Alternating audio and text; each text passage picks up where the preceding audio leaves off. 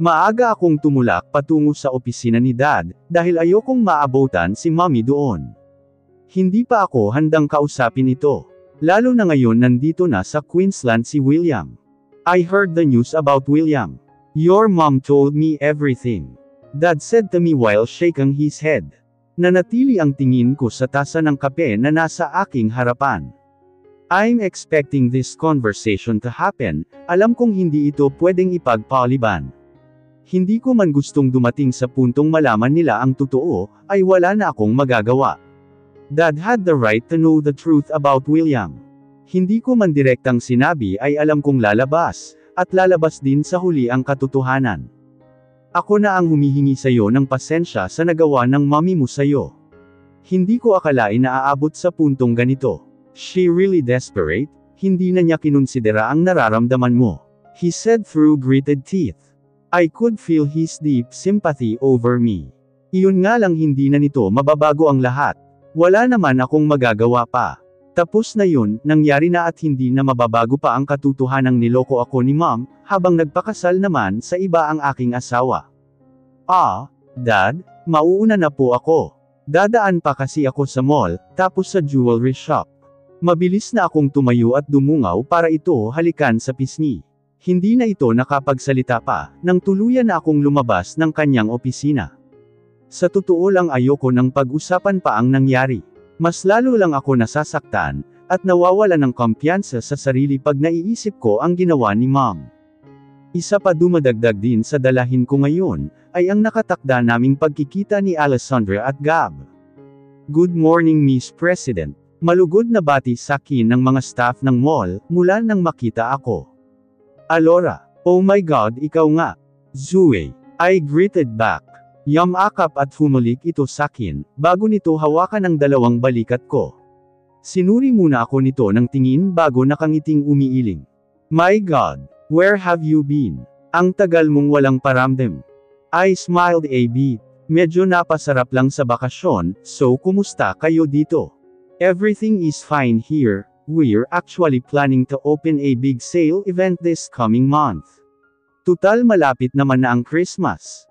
Katatapos lang ng meeting, buti na abutan kita. She said, nanlalaki pa rin ang mata nito habang nagsasalita. Zoe is one of my friends since high school. Isa ito sa pinagkatiwalaan ko sa kumpanya. Tutal ay isa din siya sa mga stockholder together with Tawin. Kaming tatlo halos ang bumubuo ng kumpanya. Although William is the major stockholder and eventually the CEO of the company. Dahil ako naman ang asawa, ako na rin ang tinuturing na may-ari. It's good to hear that. Sorry for my absence, promise babawi ako. Ginagap ko ang dalawa nitong kamay, at ngumiti na may sensiridad. Ano ka ba? Para kang bago, alam naman namin ni Tawin ang pinagdadaanan mo.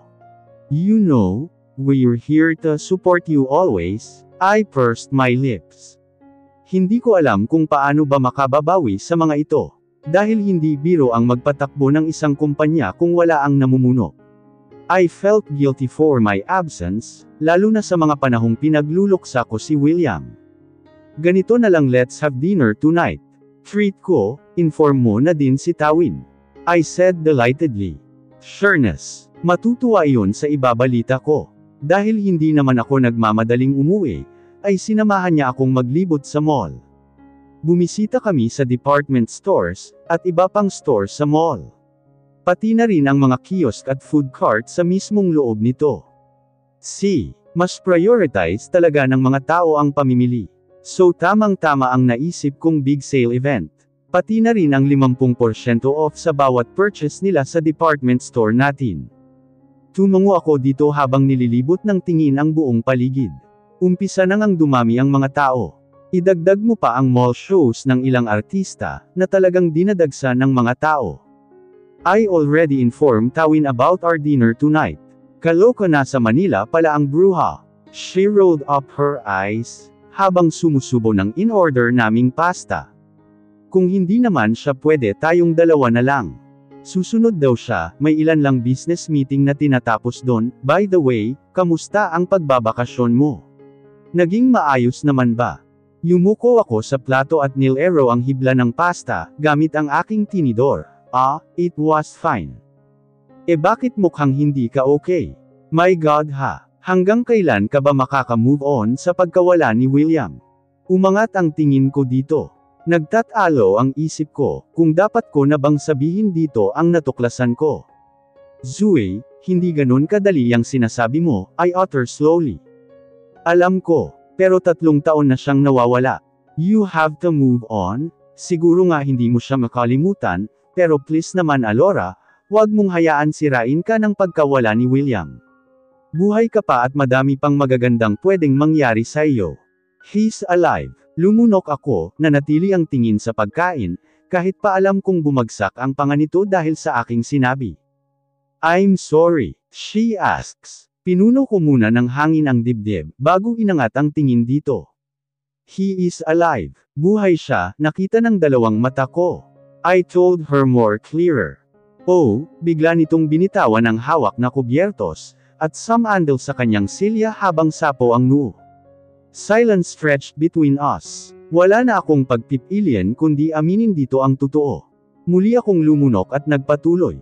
Natagpuan ko siya sa isang maliit na lungsod sa San Marcelino and he already married to someone else. Hinintay ko ang magiging reaksyon nito, at hindi nga ako nagkamali. Halos mapatayo ito mula sa pagkakaupo buhat nang marinig ang sinabi ko. How does it happen? She asks bluntly. Huminga ako ng malalim, bago ikwento dito ang lahat-lahat. Wala akong iniwan kahit na isang detalye. I want her to know the truth, dahil sigurado akong one of these days, magkikita't magkikita kami, at ayokong sa punto iyon pa ako kulitin ni Zoe para magtanong. I can't believe this is happening. Tila hindi pa rin makapaniwalang sinabi. Hinela nito ang baso ng tubig sa lamesa, at tinungga iyon ng inom. That man, hindi rason ang pagkakaroon niya ng amnesia para magpakasal sa iba. How dare him marry someone else, habang ikaw naghihirap dito. Her voice rose, namumula na din ang 2 mata sa galit. Ikaw ang legal na asawa. Dapat una palang sinugod, at minudmud mo na sa lupa ang pagmumukha ng babaeng iyon. Ikaw ang mas may karapatan. Isa pa, we're already in a 20th century. Hindi na uso yung nagtatanga-tangahan at nagbibingi-bingihan, pag alam mong niloloko ka ng asawa mo. Gigil na gigil nitong sabi. Hindi ganoon kadali ang sinasabi mo. Alin ang hindi madali dun? Dapat sinuplong mo na sa pulis ang mga iyan, para makasuhan ng adultery. My God Alora, you didn't raise by your parents, para lang iputan sa ulo ng lalaking iyon. She said impatiently. I blew out a deep breath. Alam ko naman na ganito ang magiging reaksyon niya. Paano na lang kaya si Tawin? Hindi ko alam, he still can't remember anything, due to only a few glimpses of his past. Isa pa, hindi alam ni Alessandra na may dati siyang asawa. That is my point. Hindi niya alam, so malaki ang chance na mabawi mo pa si William. Tutal wala naman bisa ang kasal nila, malakas ang laban mo, dahil nagpakasal siya sa iba, habang may amnesia siya. Dahan-dahan akong nag-iling. Alam ko naman iyon noong una pa lang, pero pagkatapos kong makilala si Alessandra, at makita kong gaano nito kamahal si William. Parang unti-unti akong pinanghihinaan ng loob. What if, si Alessandra ang piliin niya? Pumikit ito na tila nag-iisip ng magandang sasabihin sakin. Come to think of it, kung talagang mahal niya yung babaeng iyon, hindi siya makikipag-ano sa'yo. Ilang beses, Alora, ilang beses nang may nangyari sa inyo, habang sinasabi mong may amnesia siya. Kung totoong mahal niya ang babaeng iyon, hindi kayo aabot sa puntong iyon. Napalunok ako. She has a point, pero hindi sapat na dahilan iyon, para sabihin ako nga ang pipiliin nito sa bandang huli. He already knew the truth. Inamin ko na dito na ako tunay niyang asawa, pero wala itong ginawang hakbang pagkatapos. Paano ako ngayon maniniwalang may laban ako? I don't know. Gusto ko munang pag-isipang mabuti ang mga susunod kong hakbang. Yumuko ako at pinilit na lang na ubusin ang pagkain sa aking harapan. Bago umuwi ay dumaan muna ako sa jewelry shop, at sandaling nagtagal doon bago maisipang umuwi sa villa. Matapos makapagpahinga ay naligo na ako't naghanda, para sa dinner namin nila Zoe at Tawin. Pinili kong magsuot ng straight cut dress na kulay dirty white, at binagayan lamang ito ng flat sandals. Habang nag-aayos ng buhok, ay hindi ko mapigil ang lingunin ang aking cellphone na kanina pa tumutunog. I keep ignoring her call and text the whole day. Hindi ko alam kung dapat ko bang sagutin ang mga tawag nito. Dahil pag ginawa ko yun, I will surely fall for her trap again. Hinela ko mula sa nightstand ang cellphone, na ngayon may ilang missed calls and text. Siguradong mula lahat iyon kay Alessandra. Hinawakan ko ng mahigpit ang automatibo habang binabasa ang ilang texts mula dito. Bukas na ang anniversary namin ni Gab. I know you're busy. Sana makapunta ka. Nakagat ko ng mariin ang ibaba kong labi, para pigilin ang emosyong nagsisimulang damaloy sa aking dugo. Pero hindi ko mapigil ang hindi basahin ang huling text nito, kung saan nakasaad doon ang lugar ng pagdadausan ng kanilang anibersaryo. Walang lakas kung isinilid yun sa aking bag, at pinas siya ng tumayo para bumaba. Unexpectedly, ilang sunod-sunod na busina ng kotse ang narinig ko sa labas. Agad kong sinilip ang bintana, at hindi nga ako nagkamali, si Elwood ang dumating. Agad ko itong pinagbuksan na siyang dumungaw sa akin mula sa bukas na gate. Hi! He smiled broadly at me wearing his dark blue button-down long-sleeve polo. That paired along with black trouser and buttered black shoes. Kahit gabi ay angat at malinaw ko pa ring nababanagan, kung gaano ito kakisig sa suot niya. Agad na nag-init ang dalawang pisngi ko, nang dahan-daang umangat ang tingin ko sa labi nito.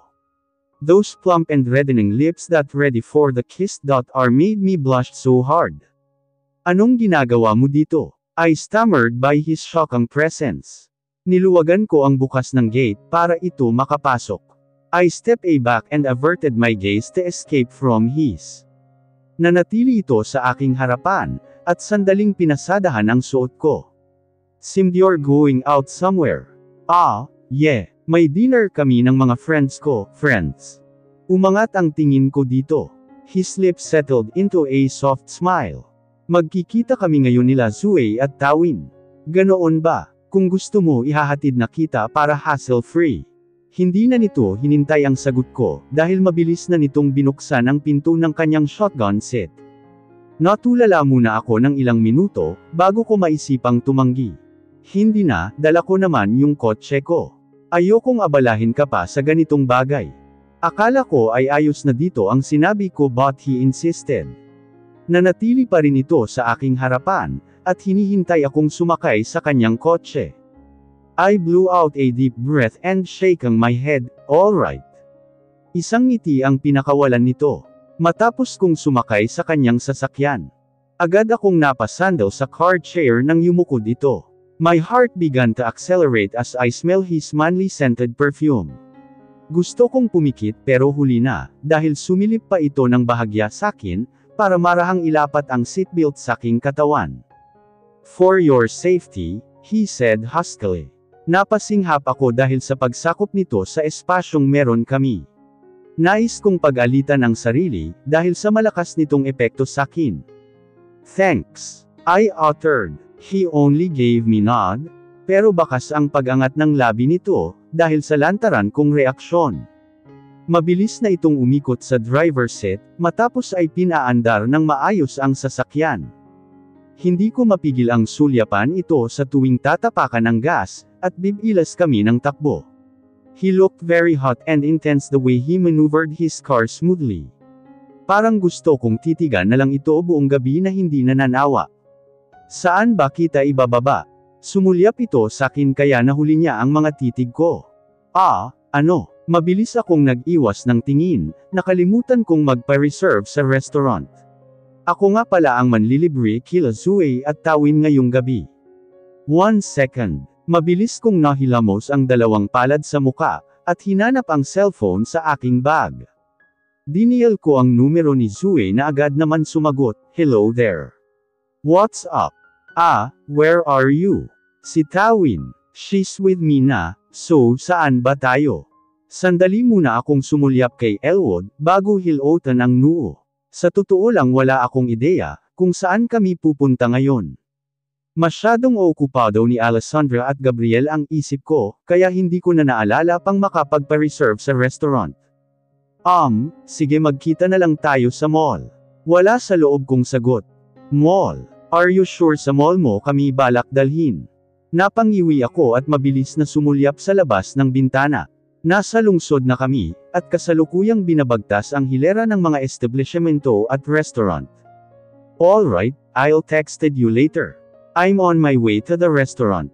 Okay, hindi ko na hinintay na sumagot ito, dahil mabilis ko nang pinatay ang tawag. So, saan na tayo? Elwood asks me again. Actually wala pa. Sumulyap muli ako sa labas at naghanap ng magandang restaurant. Hindi na ito nagtanong pang muli, nang mapansing kong tinutumbok namin ang 100 papasok sa isang restaurant, na hindi pamilyar sa akin. Maya pa'y humimpil kami sa tapat nito. Lumingon ako dito na puno ng pagtataka. Since you don't have any reservation to any of those restaurant na dinaanan natin. Ako na ang pumili ng magandang place, para sa dinner mo with your friends, he said casually. Sinalubong nito ang aking titig, and his lips formed into a soft smile again, and again. Napapasong nag-iwas ako ng tingin, at muli dinukot mula sa bag ang aking cellphone. I texted Zoe at sinabi dito ang lugar kung saan kami magkikita. Salamat sa paghatid. Tumango lamang ito kaya minabuti ko nang pumasok sa loob. Agad akong binati ng waiters. Pero laking gulat ko nang batiin rin ng mga ito ang lalaking nasa likod ko. Good evening Mr. Echeverry. Kumunot ang noo ko dito. Di ba sabi ko okay lang ako? Hindi mo na ako kailangan samahan. I told him with my tight lips. He licked his lower lip, bago sinukli paitaas ang buhok galing sa batok. Isang ngiti din ang iginawad nito sakin, bago magsalita sa waiter na nasa aking tabi. Please escorted her to your private room. And serve them your bestseller and high-class food, aniya dito. Kunot noong pinaglipat-lipat ko ang tingin sa mga ito. Anything sir. Sumulyap naman agad sa banda ko si Elwood, na tila hinihingi ang sagot ko. Dahil wala naman sagot mula sa akin, ay naramdaman kong ginagap nito ang kamay ko, ako na ang maghahatid sa iyo sa loob, he whispered. Nanlamig ang batok ko, dahil sa pagdampi ng hininga nito doon. Idagdag mo pa ang maghigpit, pero magaan nitong gagap sa aking kamay. Dahil madaming tao sa loob, at ang pansin ng ilan ay nakatuon sa amin, kaya wala akong lakas na hilahin ang kamay mula dito, he never left my hand until we reached the private room. Sa puntong iyon nais kong huminga ng normal, dahil kami na lamang ang nasa loob pero hindi ko magawa. Hindi ko rin masyadong mapagtuunan ng pansin ang buong silid, dahil sa presensya nito sa aking tabi. The room was indeed elegant. Wala akong mapunang mali sa silid. Kundi ang magkadaop naming mga palad. Please take a seat, he said softly at me. Doon lamang ako nakakuha ng pagkakataon, para hilahin ang kamay mula dito. At hindi nakaligtas sa akin ang marahan nitong pagtawa, hindi ko na napigil ang pamulaanan ng mukha. I'll wait here until your friends to come by, saka wala naman akong ibang lakad, kaya ayos lang sa akin na samahan kita dito, he said casually. Buo ang loob na sumandal ito sa lounge, at nagdekwatro ng upo. My lips hung loosely. Kailangan ko pang kumura para e-proseso ang kanyang sinabi. He has so full of himself. Wala na talaga akong masabi pa. Bago pa idulog ang in-order naming pagkain, ay dumating na sina Zoe at Tawin. Alora, isang mahigpit na yakap ang iginawad ni Tawin sakin, bago ako halikan sa pisngi. Gosh! Mas lalo kang gumanda ngayon. Ano bang sekreto mo? Tipid lang akong ngumiti dito, matapos ay binalingan si Elwood na siyang inumpisahan ng tumayo. Oh, Elwood, anong ginagawa mo dito? Zoe spoke in a melodic tone. Isang haplos sa braso ang ginawad nito sa huli, bago tumingkayad para abutin ang pisngi nito. I simply averted my gaze, when his eyes landed on me. Hinatid ko lang si Alora, aalis na din ako. Humakbang ito para salubungin naman ang ginawad na halik ni Tawin dito. What? No, sabayan mo na kaming mag-dinner. Matagal na din tayong walang bonding. Zoe said. Hinela nito ang braso ni Elwood, na bumalik muli sa pagkakaupo para ito tabihan. I bit down my lips. Tuluyan nang nanghina ang dalawang tuhod ko, dahilan para mapaupo pa harap sa mga ito. Grabe, totoo ba yung chinika sa akin ni Zoe? Is William alive? Tawin started. Agad na lumipad ang tingin ko kay Elwood, na seryoso na ngayong nakatitig sakin. Yes, true, at hindi lang yun, may bago daw asawa ang magaling na lalaking iyan. Sulsol ni Zoe. Huminga ako ng malalim, at nanghihinang nagbaba ng tingin. Ano bang dapat kong sabihin, para pagtakpan ang ginawa nitong panloloko sakin? Kahit naman ipaliwanag ko ang totoong nangyari, ay lumalabas pa rin na nagtaksil sakin si William. Grabe, iyan ba ang ipapalit sa iyo ng lalaking yan, pagkatapos ng lahat ng ginawa mong kabutihan, lalo na sa pamilya niya? I can't believe this is happening. Kaya hindi ako nagka-interes dyan noong una pa lang. Tawin stated. Halata sa tono ang iritasyon. Pinagsalikop ko ang aking dalawang palad sa ilalim ng lamesa. Hindi ko maikakailang nasasaktan ako sa mga binibitiwan nilang salita. For all we know, ako naman talaga ang nagpumilit ng sarili kay William noong una pa lang. Lahat ginawa ko para lang mapansin niya, kaya hindi ko masisi ang mga ito kung ganito na lang ang galit nila kay William ngayon. We better not talk about it right now. Hindi naman yata magandang pag-usapan ng taong wala dito. Salo ni Elwood. True. Kung pag-uusapan pa natin yan, siguradong masisira lang ang gabi ko. Zoe rolled up her eyes. Dahil doon ay wala nang nagtanong pa patungkol kay William. I was silently thankful for Elwood. Kung wala ito dito ngayon, ay tiyak na walang sasalo sa mga tanong nila. Talaga hanggang ngayon wala ka paring girlfriend? How about your recent relationship with Tia? Ang tagal nyo din ha? Zoe asked him with a playful smile on her face. Umangat ang labi nito, habang nilalaro ang baso ng wine sa kanyang kamay. Maybe we're not meant for each other. Nagtaas ito ng tingin sakin, kaya isang pusada sa labi ang ginawad ko bago bumagsak ang matalim na tingin sa aking baso. Oh, that was sad. Ani Zoe, hinaplos nito ang braso ni Elwood, at humilig pa sa kanyang balikat. I swallowed hard when he bowed his head and looked at her with twitched lips. Pwede ba Zoe, wine lang yang iniinom mo? Hindi ka pa lasing, kaya wag kami. Tawin said irritably. Gusto kong matawa sa tinura ni Tawin, pero hindi ko magawa. Paano'y napapansin kong mas lumalapit pa ito kay Elwood. Her hands was already at his waist, she even laid her head against his firm chest. Taken na kasi kayong pareho, kaya hindi nyo alam ang salitang spell of charm. Zoe tugged up her lips. Mas pinagbuti pa nito ang pagdikit kay Elwood. Ngumiti ako ng mapakla, at binalingan ang wala pang bawas na wine sa aking baso. Hinela ko yun at walang pasabing nilagok ng inom. I blew out a breath when I put it back on the table. Nang magangat ako ng tingin ay ang seryosong mukha ni Elwood ang nakita kong nakatuon sakin. Patuloy pa rin nagtatalo si Zoe at Tawin sa hindi ko maintindihang bagay. My heart already soared by watching him caressing Zoe's shoulder. Maging ang simple nitong pagsukli sa buhok ng huli, ay hindi nakakaligtas sakin. Wala na akong nagawa pa kundi ibuhos ang natitirang wine sa bote, at walang pasabi yung sinaid ng inom. I shut my eyes firmly, ninamnam ko ang mainit na likidong gumuguhit sa aking lalamunan. Mas maganda siguro kung martini or tequila ang inumin natin. Zoe suggested, gusto mo talagang malasing ano? Si Tawin. Ayos lang sakin, Elwood said and looked straight to my eyes with brows hitched a little. Sumandal ito sa lounge, at dinipa ang dalawang braso sa sandalan, habang nasa mga bisig pa rin si Zoe. Umirap ako at binagsak ang tingin sa wine na ubos na ang laman. Paborito ko ang wine. Elwood introduces me that wine is better than any alcoholic beverages I've had known. Hindi naman ako nalalasing, pero kung hahaluan ng ibang timpla, baka sakaling ganoon nga. Umangat ang tingin ko sa mga ito. Tawin was busy with her phone, while chewing the food in her mouth. Huli kong tinapunan ng tingin ang dalawa, tila nagkakasundo na ang mga ito, at nagiging komportable sa palagi ang pagtapik ni Zoe sa kanyang malapad na balikat. Kahit papanay ang sulyap sakin ni Elwood, ay hindi ko ito binibigyan ng pansin. Imbes ay bumaba ang tingin ko sa aking plato na may lamang smoke ham pasta at tenderloin steak. Ngumiwi ako't pinagtuunan na lang ng pansin ang kakababa lang na bote ng martini. I pour a little bit of content in my glass, and swirl it slowly.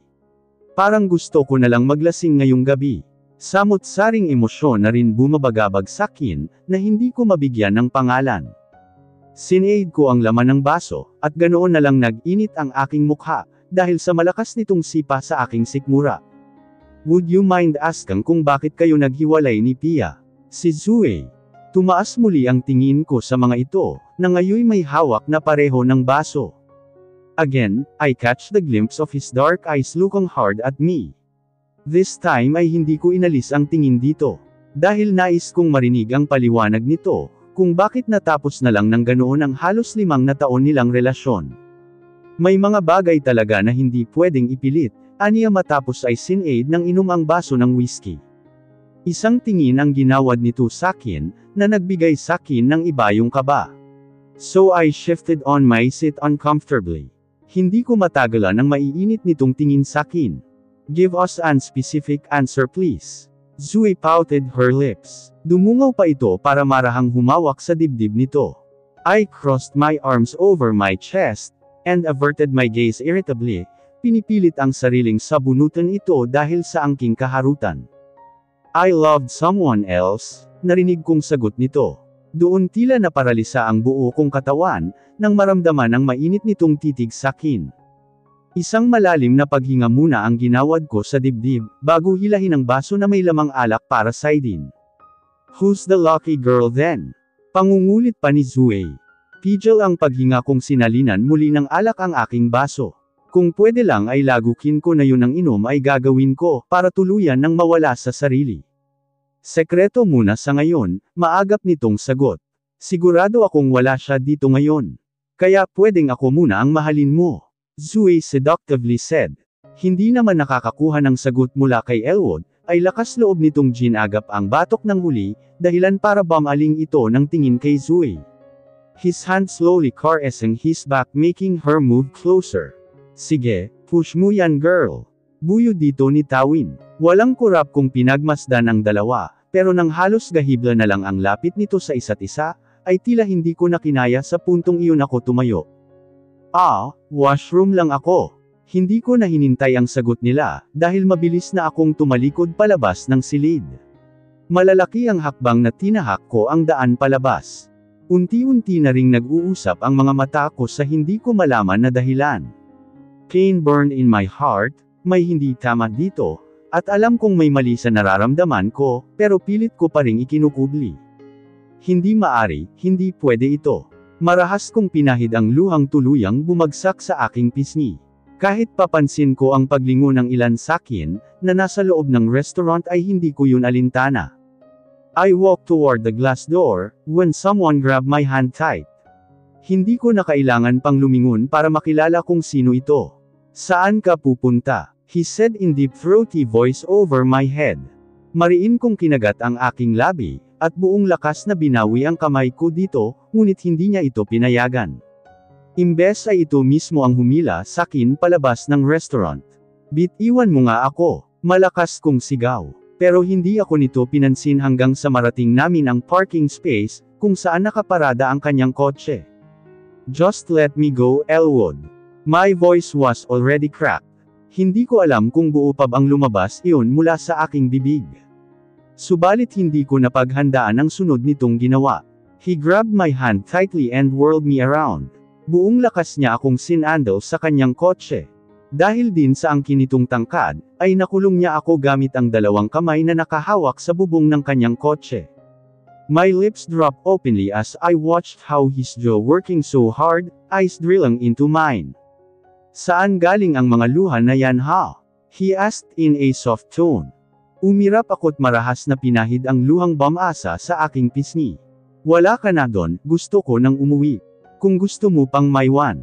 At ituloy ang pakikipagharutan kay Zue sige lang. Wala akong pakialam. A small laugh rolled out of him. Marahan itong yumuko at dinungaw ako mula sa pagkakayuko. Your friend Zue. She's hot. Napasinghap ako at mas madiing kinagat ang labi. Hindi na niya kailangan ipamukas sakin iyon. Gusto kong ibuka ang mga labi, para ito singhalan pero ako ngayon ang walang nasabi nang salubungin ko ang mga titig nito. His eyes were dark and mysterious. There is something about his eyes that I couldn't explain. Something pure and real. Bagay na hindi ko nakita sa kanya noon. Pumikit ako ng mariin at pilit na inisantabi ang natuklasan. Buong lakas kong sinalubong ang mga titig nito, at pilit na kinakalma ang paghuhurumentado ng puso. Yes, she's hot and single. Bagay kayo, I said with a laced of bitterness. Nakita kong umangat ang labi nito, matapos ay mas lumapit pa ng gusto sa akin at nagyuko, dahilan para magpantay ang mga mata namin. Ayoko sa babaeng walang thrill, he said huskily. My lips hung loosely, hindi makapaniwala sa kanyang sinabi. Alam mong isang babae lang ang gusto ko. He paused and licked his lower lip bago iyon kagatin ng madiin. And it was you.